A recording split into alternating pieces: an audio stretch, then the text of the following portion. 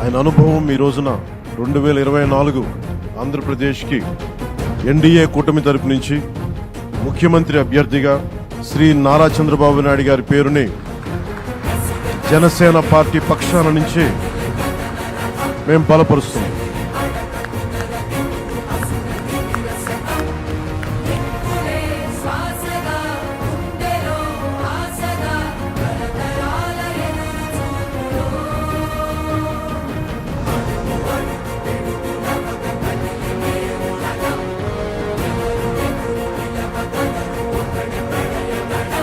నేను ఆయన పక్కన పెట్టుకుని చెప్పాలి, ఆయన నలిగిపోయారు.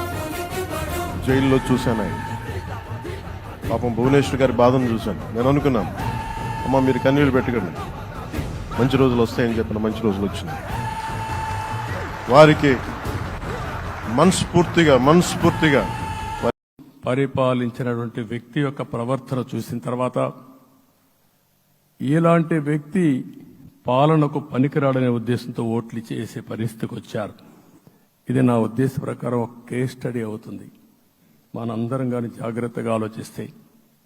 కానీ మనం కూడా అదే విధంగా కక్ష తీర్చుకోవాలి అని కానీ మనం ముందుకు పోతే మనకు కూడా సమస్య వస్తుంది.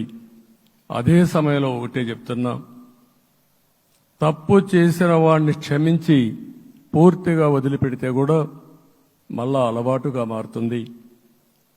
తప్పు చేసిన వాళ్లకు శిక్ష పడవలసిన అవసరం ఉంది, చట్టపరంగా శిక్షించాల్సిన అవసరం ఉంది.